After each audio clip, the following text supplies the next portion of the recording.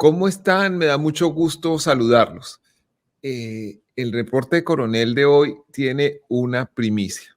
Es una noticia muy importante, tanto que estamos haciendo este reporte en un día que no es habitual como el martes. No voy a decir exclusivo, ni explosivo, ni alerta, ni voy a acudir a las formas que el sensacionalismo usa para ganar clics. Lo que les voy a contar es tan grande que no necesita laraca, aspaviento, ni adjetivo siquiera. A ver, se los digo.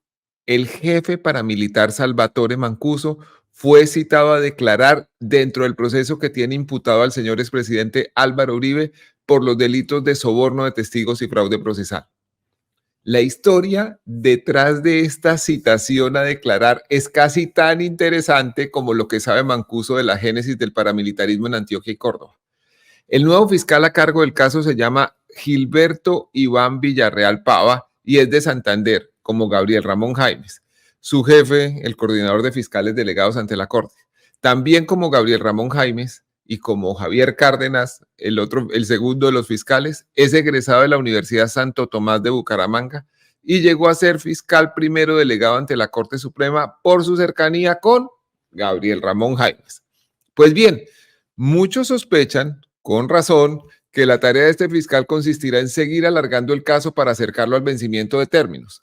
Inicialmente se tomará 90 días para estudiar el expediente y después, como sus dos antecesores, Gabriel Ramón Jaimes y Javier Cárdenas, pedirá la preclusión. Pues bien, las pruebas sobrantes en el proceso se han analizado hasta la saciedad y dos juezas han concluido en derecho que no hay razón para precluir a favor del expresidente Álvaro Uribe, sino para llevarlo a juicio.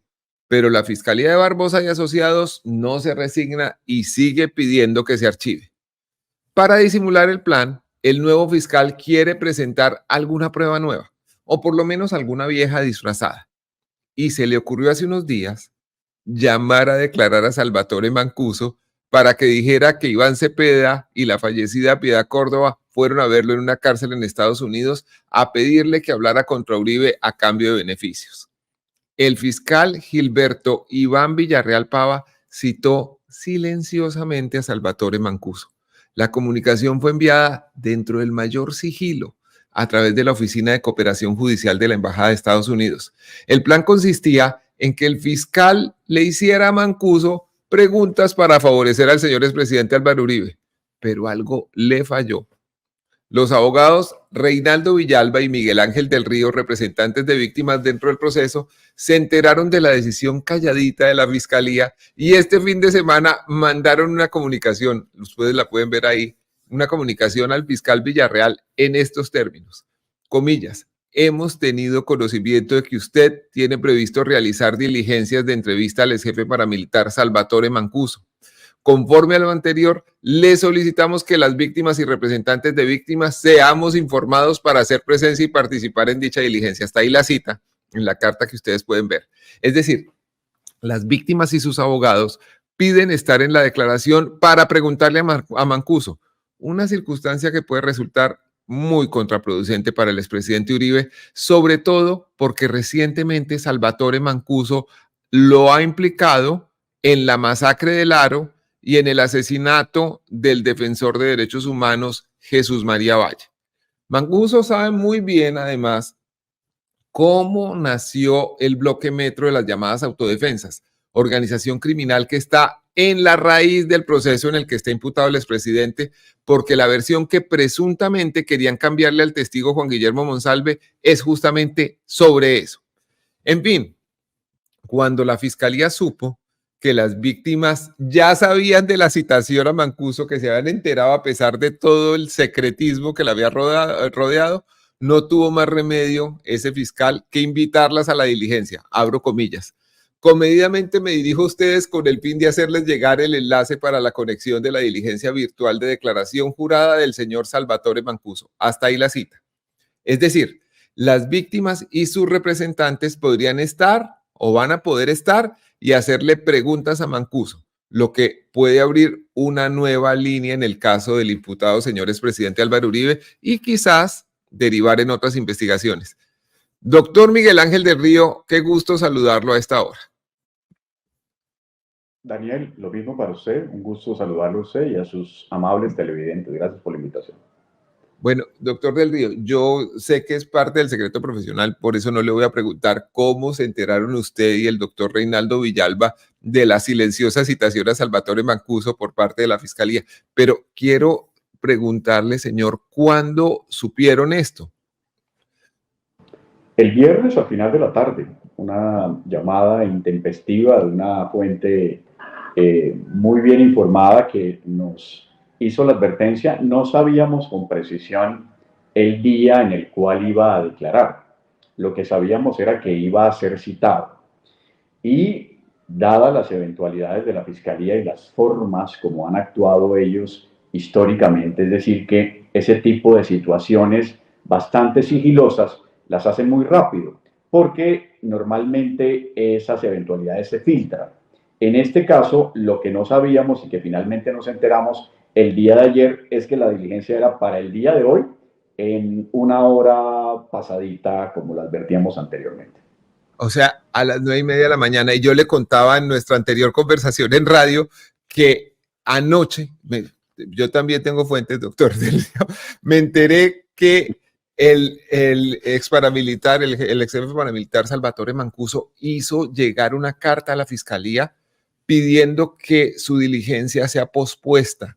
Es decir, no pide que no sea llamado a declarar, sino que la pospongan porque está padeciendo una variedad del COVID-19, parece que muy severa, en el lugar digamos, en el centro de internamiento previo a deportación en el que está recluido, que no es propiamente una cárcel como en la que estuvo hasta hace un tiempo, sino es, digamos, un centro de detención de deportación.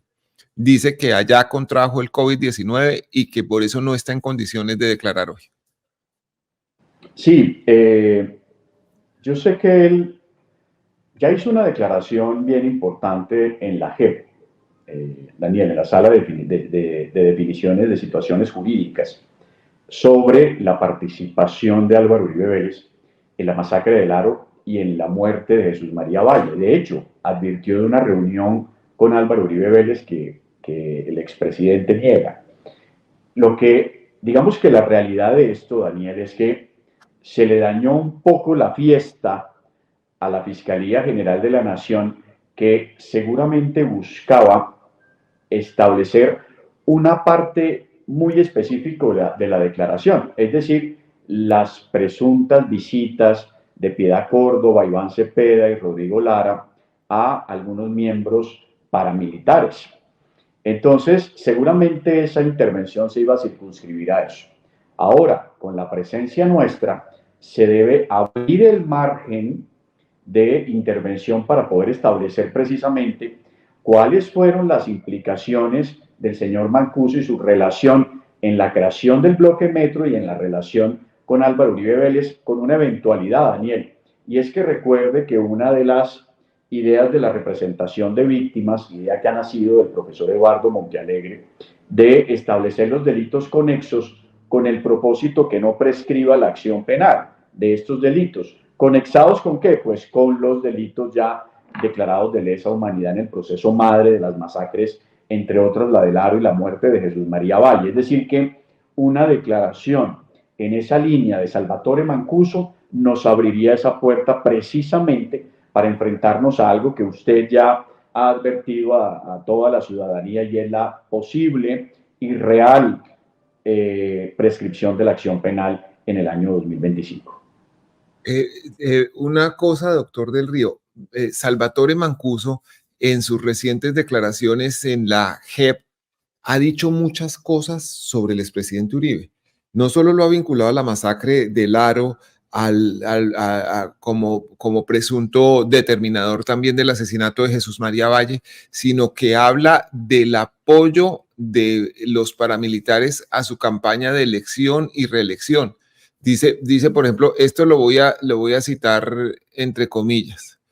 Dice, En el año 2012, incluso en el 2001, hicimos una conferencia nacional de autodefensa donde acordamos dentro de esa reunión de comandantes cesar acciones con objetivos múltiples porque eso perjudicaba la campaña del presidente Uribe, cierra comillas.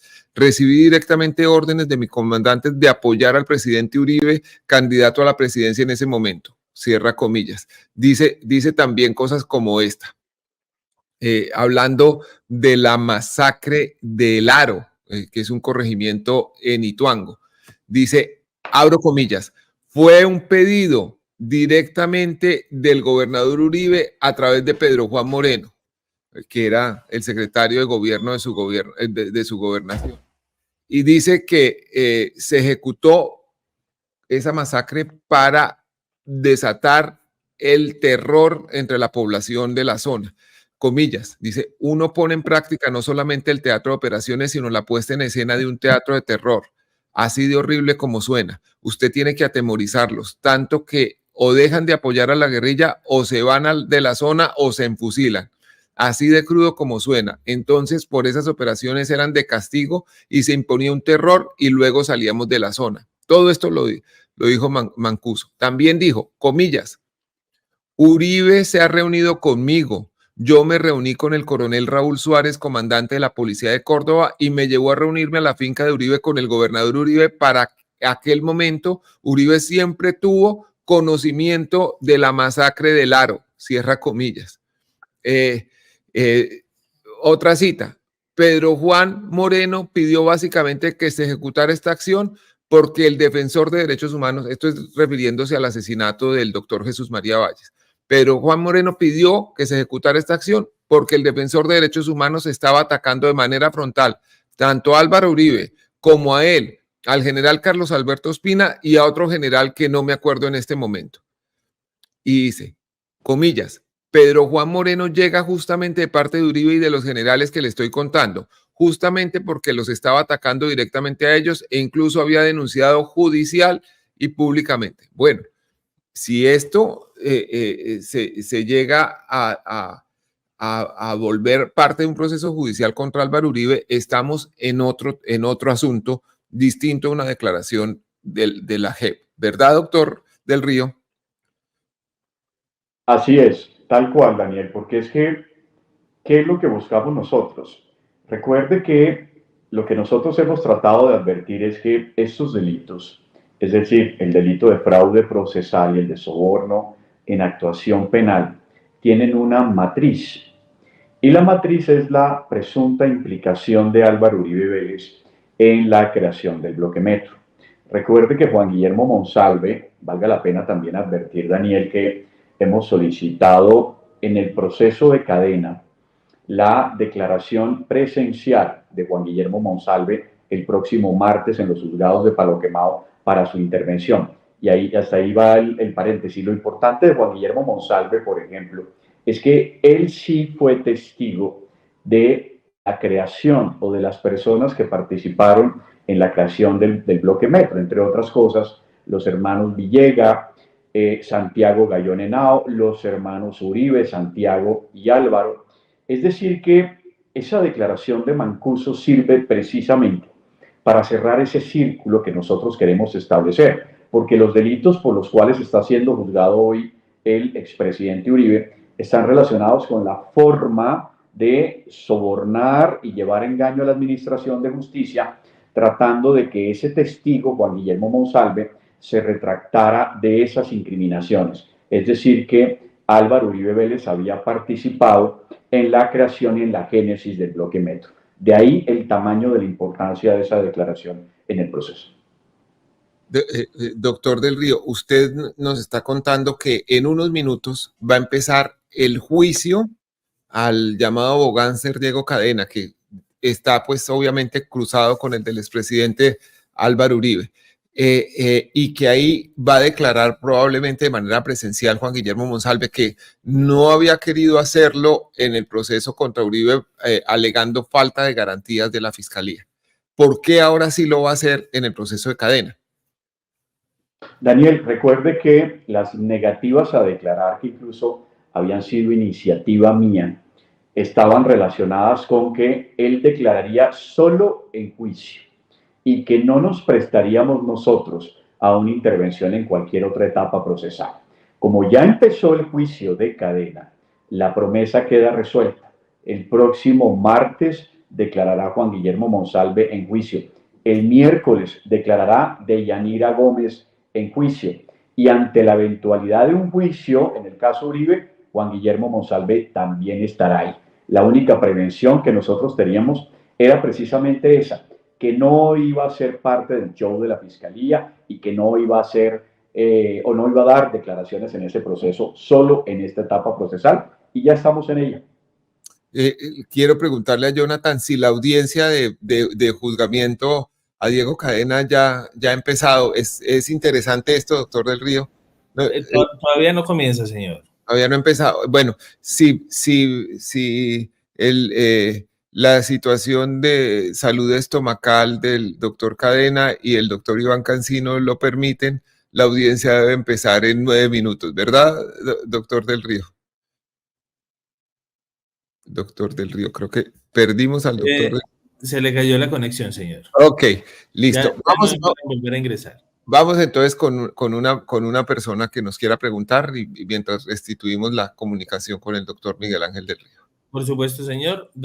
Aquí acaba de llegar el doctor del Río nuevamente. Okay. Qué pena, Daniel, que me entró una llamada y me sacó del sistema. Sí, señor. Le decía que si en la salud estomacal del doctor Cadena y el doctor Cancino lo permiten, la audiencia debe empezar exactamente en 9 minutos. Está muy bien, esperemos que estén todos ya listos para el juicio y que pues arrancaremos pues con todos los hechos jurídicamente relevantes que se han establecido. Recuerde que nosotros hace muy poco en el proceso de cadena llegamos de manera reciente a través de la solicitud de representación de víctimas, donde la primera instancia nos negó la posibilidad, apelamos la decisión del Tribunal Superior de Bogotá, finalmente revocó la decisión y nos permite entonces el ingreso a esta representación de víctimas con los testigos de Fiscalía General de la Nación. Serán 2 semanas de testimonios por parte de diferentes actores y terminaremos la próxima semana con las importantísimas intervenciones de Juan Guillermo Monsalve y de Deyanira Gómez. Después de esa intervención de la Fiscalía General de la Nación, ¿qué sigue en el juicio, doctor del Río?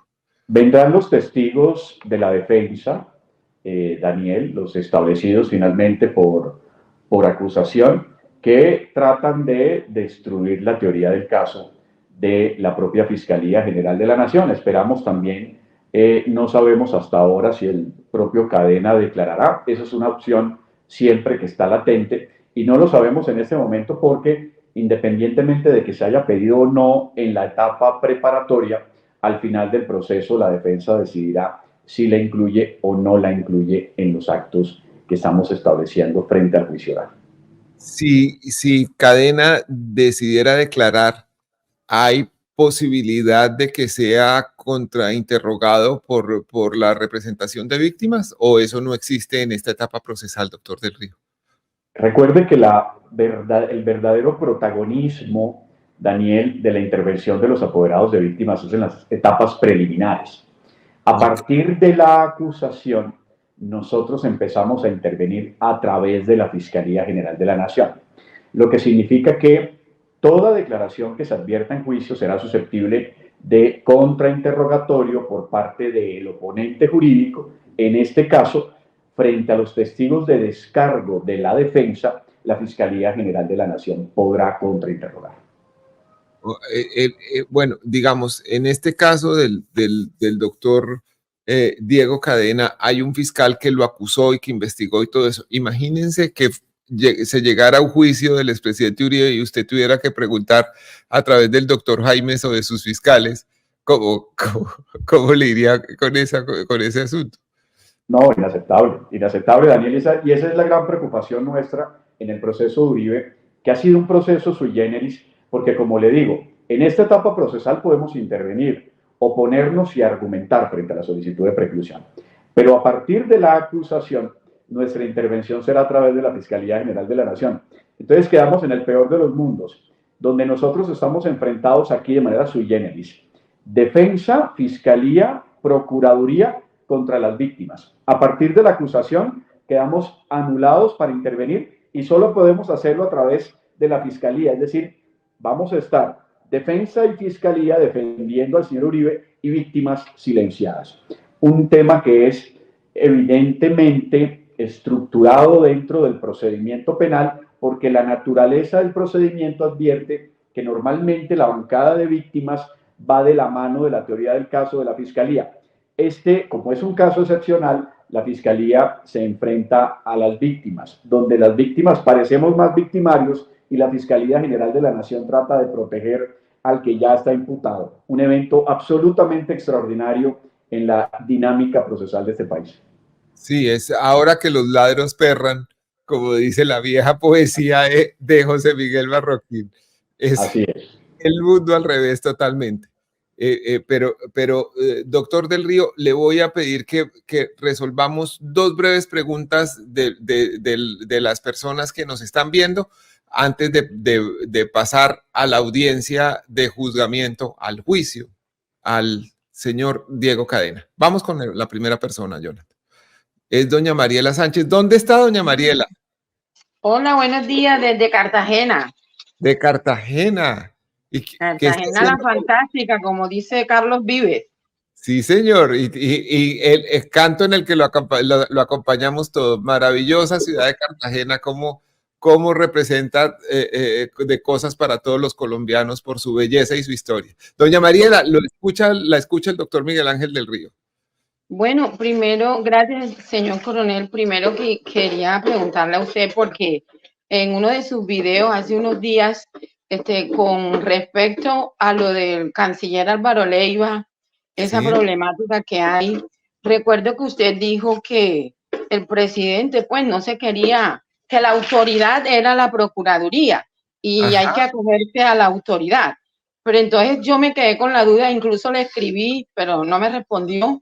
Gracias por hoy aceptarme, porque ¿cómo puede tener una persona, o sea, cómo puede uno decir que la Procuraduría, y doctor del Río, usted que es abogado, cómo puede decir uno que hay autoridad cuando todos sabemos y se conoce en el país que estos entes, autoridad la han perdido? O sea, ¿qué autoridad tienen ellos para dar o emitir unos fallos, o no sé cómo se dice a nivel, pues, de ustedes los abogados, y para decir que hay que hacerlo? O sea, si ya sabemos la Procuraduría en los casos en los que está envuelto la señora procuradora, que para mí es una vergüenza, desde acá, desde la cocina, desde mi mamá donde estoy, de la casa de mi mamá, le digo que es como una vergüenza la fiscalía. Entonces, ese era para usted, señor coronel, que dijo que era la autoridad y había que acogerlo. Eso es lo primero. Y lo otro, doctor del Río, con todas esas dilaciones que se han dado con el doctor Uribe, porque la verdad es que también hay como tantas pruebas y nada, en este país no sucede nada. Y hoy quieren tumbar a un presidente que elegimos, porque yo lo digo que elegimos, y hasta trabajé sin ad honorem, y sé y me han encantado las postulaciones. No, con eso no quiero decir que el doctor Petro no ha tenido errores, porque todos tenemos errores, pero tienen al presidente acosado, los medios perdón, con el perdón de usted, estos medios de comunicación terribles. O sea, afortunadamente está usted, hay otros medios alternativos, escuchamos al doctor del Río por acá que sí informan, porque una cosa es informar y otra cosa es querer dañar. Y entonces ya lo conocemos, El Espectador, usted mismo, entre los Danieles, me parece terrible ese señor Ospina, Daniel Samper. No, a mí realmente, yo cuando lo estoy viendo, oyendo a ustedes y me toca la parte de él, yo la quito, tengo que decirle. Porque una cosa es criticar con objetividad, decir las cosas, pero eso que hace el señor Samper Ospina me parece terrible, horrible, le digo sinceramente, horrible, porque él se pasa. O sea, no sé qué tiene contra el presidente, porque se le nota la animadversión hacia él. Entonces esas son mis preguntas. Muchas gracias, y que viva la independencia y que viva la libertad de prensa, pero con objetividad, no para dañar. Doña Mariela, empiezo por responderle la primera pregunta. Yo he sido el primer crítico de la procuradora, de las arbitrariedades que ha cometido la procuradora y todo, pero es la procuradora.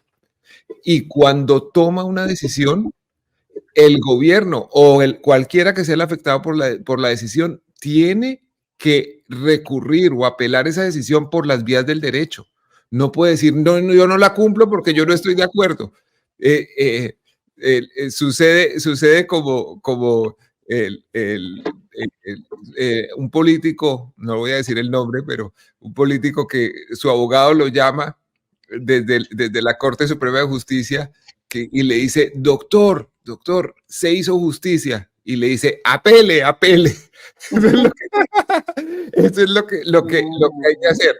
Yo creo que particularmente en lo de Álvaro Leiva, con todos los errores que tiene la Procuraduría, con todos los sesgos que tiene la Procuraduría, en lo de Álvaro Leiva, tiene razón. Pero aunque no tuviera razón, que obviamente hay posiciones distintas y todo, lo que corresponde es discutirlas dentro del margen institucional, dentro del derecho. No es decir, yo no lo respeto porque eso no es así y entonces no lo cumplo, porque el presidente de la República, como cabeza de la rama ejecutiva del poder público, tiene que respetar y acatar el andamiaje institucional del país. Si él lo incumple, está sentando un precedente malo para toda la democracia, porque entonces puede definir, por ejemplo, otra de las ramas del poder público que no cumple lo que diga el Ejecutivo porque no está de acuerdo. Y así no puede funcionar un Estado de Derecho. Con la segunda pregunta referente al caso del expresidente Álvaro Uribe, nadie más apropiado para responderla que el doctor Miguel Ángel del Río. Mariela, un saludo especial. Señora, diga. Perdón, un segundito nada más. No, o sea, tiene razón usted, señor coronel, al decir que hay que acatar, pero lo que yo hago referencia es que cuando yo no puedo, o sea, si yo tengo a mi nieta, que es la persona más pequeña que tengo ahora, y tengo que demostrarlo, o sea, la autoridad es esa. O sea, cuando hablamos de autoridad, esa señora no tiene autoridad, es lo que le digo, que tiene que cumplir la ley, ¿verdad? El señor presidente que a veces se mete en líos, también yo lo digo, se mete en líos porque hágale, sabiendo que tiene a todo, porque es que el presidente tiene a todos en contra, esa es la realidad. Casi todos, vamos a colocar casi todos. Entonces, para que él no caiga y que no lo cojan todos, pues en esa parte tiene razón. Pero lo que yo le digo es que la procuradora, como persona y que representa a la entidad, no tiene ninguna autoridad. Ahora pues sí, gracias. Una cosa que es discutible, doña Mariela, es, digamos, la autoridad moral. Bueno, esa. Pero la autoridad institucional sí la tiene. La señora procuradora fue elegida dentro de las normas que establece la Constitución y como es procuradora hay que acatarla, aunque existen mecanismos jurídicos para discutir sus decisiones. Eso sí, no tienen autoridad moral y desafortunadamente aquí en Colombia también todos los que eligen la procuradora, la fiscalía, ya sabemos cómo están. Sabemos que todos están como untaditos de algo. Doctor, gracias. Lo escucho, doctor del Río. Gracias, Mariela. Sí, tal cual como usted dice, como dice Daniel, así no nos gusten las instituciones y así no nos gusten los funcionarios que estén en ellas y que éticamente tengan conductas reprochables, pues precisamente de eso se trata un poco, de enfrentarlas a través de los instrumentos jurídicos e incluso a través de los medios de comunicación independientes. Ahora, con relación a su pregunta, a mí me parece muy importante, Mariela, que estoy de acuerdo con usted todo el tiempo que ha llevado este proceso, que lo único que busca la Fiscalía General de la Nación es que prescriba, que no hay otra intención diferente, ellos no quieren dar un debate procesal, ellos no están interesados en ir a juicio, están interesados en que precluya. Para eso entonces vemos una preclusión tras otra, seguramente ahora este nuevo fiscal hará una nueva solicitud de preclusión y llegaremos incluso al debate de la preclusión a puertas de la prescripción de la acción penal. Una infamia, una gran injusticia y un irrespeto además a la administración de justicia que el hombre supuestamente que siempre ha tomado el toro por los cuernos, como él advierte, no sea capaz de defenderse en juicio, sino acudiendo a otras instancias o a otros instrumentos legales para poder salir del problema. Doña Mariela, qué gusto trabajar para personas como usted. Muchas gracias. En su cocina, trabajando y pidiendo explicaciones como ciudadana sobre lo que le interesa. Es un gusto trabajar para su mamá que está por ahí y para su nieta que tiene el gusto de tener abuelita y bisabuela con ella. Amén, así es. Muchas gracias, doña Mariela, por Muchas estar gracias. preparando. Estamos haciendo empanaditas de queso, de maíz. Uy, Y hoy vamos a hacer qué un mote delicia. de queso también. Hoy es el día de mote. queso. Vamos a hacer mote de queso con carnecita guisada. Entonces, estamos aquí en esa tarea. Mariela, el mote de queso es Mariela, el mote de queso es uno de mis platos preferidos en esta vida. Es Ah, una bueno, delicia. cuando venga a Cartagena lo invito. Yo lo hago muy bien. O sea, modestia aparte. Muy bien. Muchas Claro, gracias, doña Mariela, muchas gracias a por estar ustedes. en el Reporte Y Coronel. viva la democracia y que viva la democracia y todo voy a utilizar este espacio. Tenemos que apoyar, pues yo y a todos los invito a que sigamos apoyando la institucionalidad, así como dijo usted, con el respeto, pero que también todos los entes, por favor, se limpien, porque la verdad es que no podemos seguir en que todos estamos a ver cómo voy yo, que voy a ganar yo, y mientras exista eso en la mentalidad del pueblo colombiano, que qué me voy a ganar, no podremos salir adelante. Muchas gracias a ustedes por escucharme y que Dios los bendiga y excelente su labor. Gracias a ambos. Que estén muy bien. Muchísimas gracias, doña Mariela. Feliz día. Bueno, Jonathan, todavía no empieza la audiencia del abogado Diego Cadena. Si el doctor... Todavía no, señor. Aquí estoy muy atento. El doctor del Río nos puede acompañar otros minuticos y contestamos otras preguntas, es un privilegio. Sí, además, vamos a estar en dos audiencias. Don William G., ¿desde dónde se comunica, don William? Tiene que activar su micrófono, señor. Hola, Daniel, muchas gracias por aceptarme. Desde Osnabrück, Alemania. Ok, Guten Morgen. Guten Tag, ya. Guten Tag, por la hora, sí. Por la hora, sí. Para nosotros. Guten Tag. Daniel, una preguntita con respecto a lo de la fiscal, porque la terna es de mujeres. Si no se elige el 8 de febrero, que creo que es la próxima fecha en la que van a votar. Sí, señor, pasado mañana, el jueves. Sí, si no se elige el 8 de febrero, no hay nada que se pueda hacer para que esta señora vicefiscal, cuya reputación está en duda y todas las cosas que ha estado haciendo no merece el cargo. ¿No hay nada que se pueda hacer al respecto? Como para evitar que ella sea la que inmediatamente asuma el cargo, para seguir prorrogando la estancia a sombras de Barbosa. La norma dice que en casos de faltas absolutas o temporales del fiscal general de la Nación y la terminación de su periodo con la no elección de su sucesor o sucesora es una falta absoluta, debe ser reemplazado por la vicefiscal general de la Nación. Entonces, ¿cuál sería la única alternativa? Que el doctor Francisco Barbosa, actual fiscal general de la Nación, decidiera hoy nombrar otro u otra vicefiscal y entonces esa fuera la razón, pero de resto no veo ninguna salida institucional para evitar eso. La Corte está llena de evidencias. El que quiera, el que tenga ojos para ver que vea y el que tenga oídos para oír que oiga. ¿Y la Corte permitiría entonces eso con todas las evidencias? Pues porque la norma sí lo dice. Yo me temo que sí, y yo me temo además que es algo casi en donde hay unos magistrados que están oyendo y que están conscientes de la situación y otros que sienten que están en una torre de marfil y que ellos pueden tomarse el tiempo sin importar las consecuencias de eso. Lo cierto es que llevan 4 meses con la terna ya escogida, que han oído 2 veces las candidatas. Yo no veo, o sea, ni siquiera la elección de un papa toma tanto tiempo. Ha durado tanto tiempo. Recuerdo en uno de los capítulos de la historia, creo que con el Papa Modesto, el cónclave iba durando tanto que el pueblo de Roma destechó el lugar donde estaba el cónclave y los dejó sesionando bajo el sol y el agua para que decidieran rápido e inmediatamente decidieron. Tengo que repasar cuál papa fue el que... Bueno, vamos a ver si toca destechar entonces la corte. La corte. Muchas gracias, Daniel. Muchas gracias, don William. Qué gusto verlo. Vamos con otra persona mientras empieza la audiencia del doctor Cadena. Ay, alcancé a ver a alguien, pero se fue don Jorge Luis.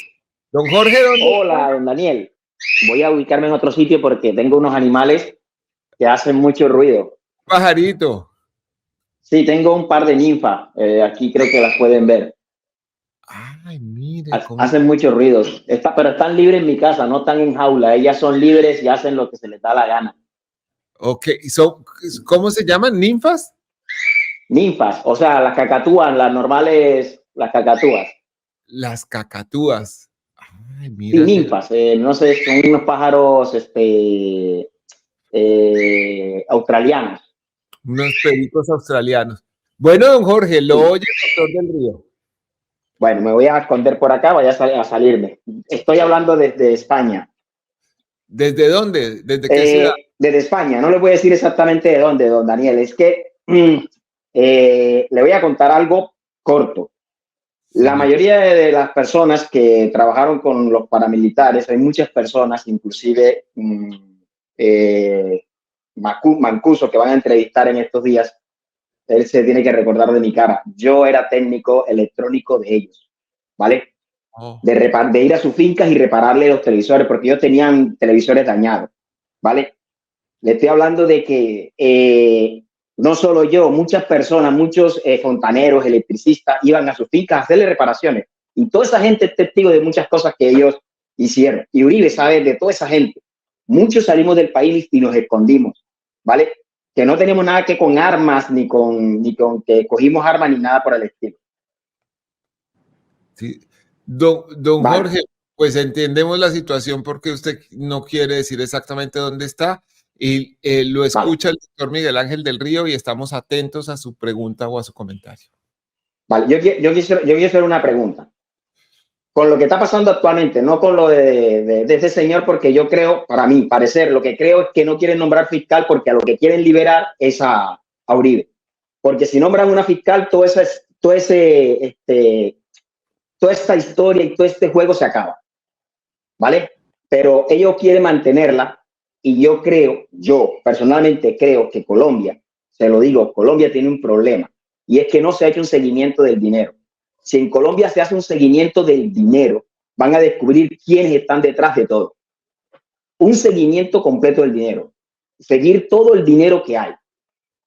Todo. ¿Quién maneja los dineros? ¿Cómo le hicieron el seguimiento a Petro cuando estuvo, ¿cómo que se llama?, en la alcaldía y después le comenzaron a investigar todo su recurso y todo lo demás, no encontraron nada? ¿Por qué no se le puede hacer un seguimiento al fiscal, a la vicefiscal, un seguimiento a los ¿cómo que se llama?, a los senadores, un seguimiento de todo el dinero que tienen ellos, todo, absolutamente todo? Y se va a descubrir un montón de cosas en Colombia, se lo garantizo yo. Sí, ¿Vale? Y le estoy diciendo que nosotros, muchos, y lo estoy diciendo nosotros porque es un montón de gente, que simplemente éramos electrónicos, éramos reparadores de cosas, éramos personas que vimos muchas cosas y fuimos a muchas fincas. Ustedes me dicen, ¿dónde queda finca fulanito y tal? Sé dónde queda. Porque sé dónde están muchas fincas. El detalle es que ellos vayan a decir de que, ¿cómo que se llama?, que no hicieron nada y que son libres, mansa paloma. Álvaro Uribe sabe que él no es una mansa paloma. Lo sabe. Entonces, eso es lo que le estoy diciendo. Y mi pregunta es, ¿por qué no se hace en Colombia un seguimiento del dinero de cada persona, de cada servidor público? Sí. Don Jorge. Esa pregunta es muy importante. Jorge Luis, un saludo especial para Jorge Luis. Y es que normalmente las estructuras y las organizaciones delictivas se caen o se fracturan a través del seguimiento a los recursos económicos.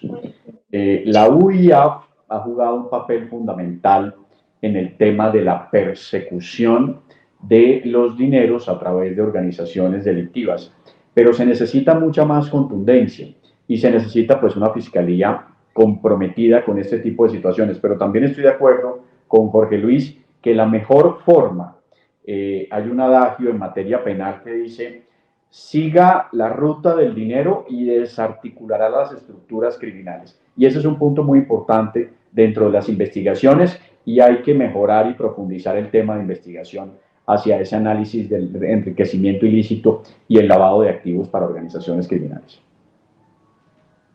Sí. Perdón, ¿puedo opinar algo más o preguntar algo más? Con respecto a lo que está pasando con la vicefiscal, se lo puedo decir así, se lo aseguro, que lo que está pasando es que está naciendo una nueva Griselda en Colombia. Así se lo estoy diciendo, y uso el nombre de Griselda porque está ahora de moda, pero está naciendo una nueva Griselda en Colombia. Y por ahí va todo el asunto. Y por ahí va todo el asunto. Y van a ver que muy pronto, es que siempre la historia termina contando la verdad.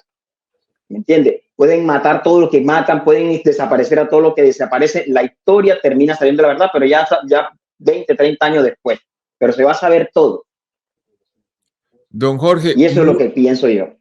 Muchas gracias, apreciamos su comentario, gracias por seguir el reporte, coronel, y por favor manténgase seguro y cuide a sus animalitos. Muchas gracias, señor. Muchas gracias, muchas gracias, muchas gracias. Bueno, sigue sin empezar esta audiencia, ¿usted ha sabido algo, doctor del Río, que... No, no he empezado todavía, están llegando y van a instalar en los próximos minutos, Daniel. Voy a preguntarle también a una fuente que está por allá, a ver qué me dice. Bueno, vamos con otra persona. Don Daniel, si usted me lo permite, mientras usted hace su investigación, tenemos 5.860 personas en línea. Los invito a todos los que aún no se han suscrito al canal de YouTube de Daniel Coronel que lo hagan. Estamos a punto, doctor del Río, de llegar a 400.000 seguidores, señor. Ah, qué bueno. Listo. Entonces vamos con la siguiente persona y seguimos conversando mientras empieza esta audiencia. Don Guillermo. Buenos días. ¿Cómo está, don Daniel? Bien, señor. Doctor Miguel Ángel, un gusto saludarlo. Qué honor. Yo en Buenos Aires. Ya habíamos conversado ya en 2 ocasiones anteriores. La última vez hemos hablado del doctor Abad, ¿se acuerda? Totalmente. Bueno, don Daniel, la verdad que me causó una sensación de alivio esta noticia que se está dando hoy, porque hay una luz al final de que por fin Álvaro Uribe pueda pagar por sus crímenes, ¿no? Pues sus presuntos crímenes, claramente no está comprobado todavía, pero en caso tal de que esto sea así, de que Salvatore Mancuso, como ya usted lo reiteró en varias ocasiones, en su audiencia de la JEP, lo vincula a Uribe con el paramilitarismo, con su financiación de campaña, con todo este tema, ¿qué pasaría también con el proceso acá en Argentina? Porque si usted también, desde su conocimiento, él también tiene acá un proceso, en caso tal de que en Colombia no haya justicia, está condenado en la Corte de Justicia Universales, ¿no? Esa es yo tengo entendido que está a cargo del juez Stornelli.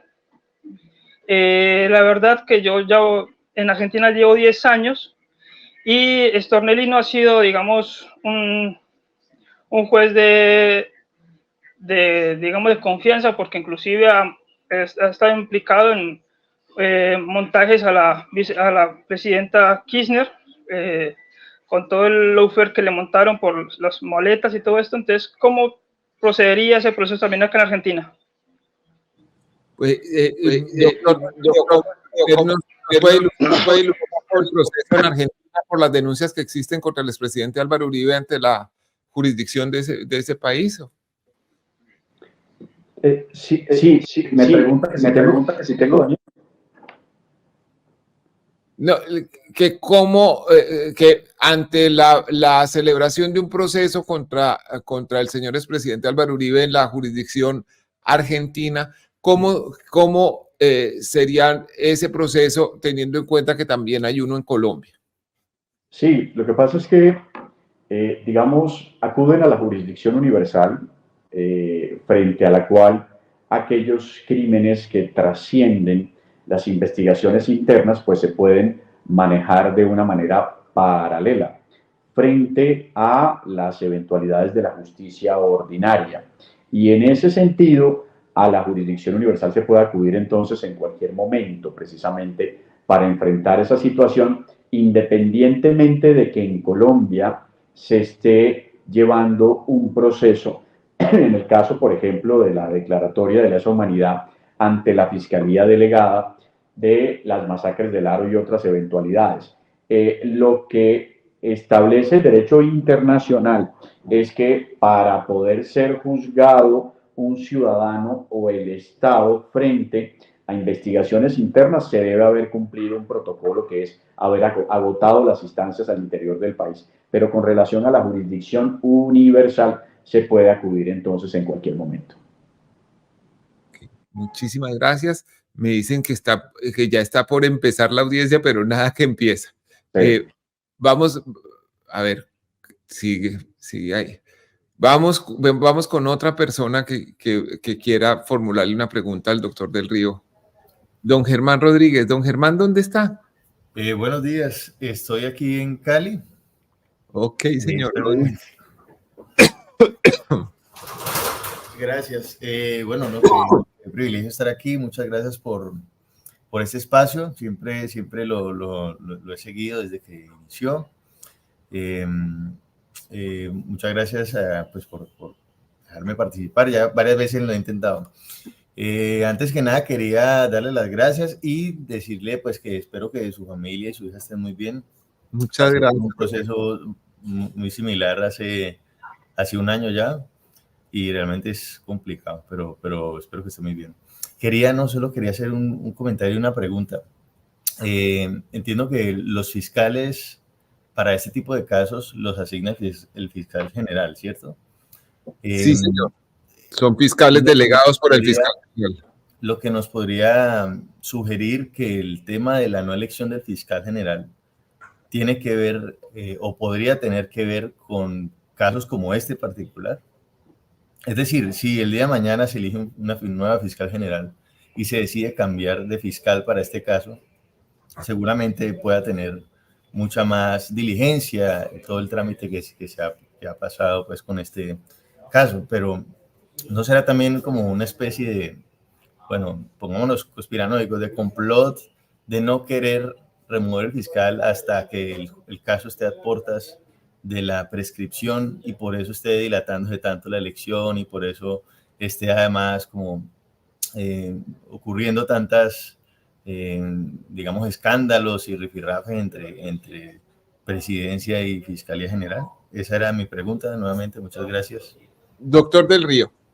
Gracias, un saludo especial para Germán. La pregunta es muy buena porque nos han vendido la idea de que los fiscales delegados son autónomos.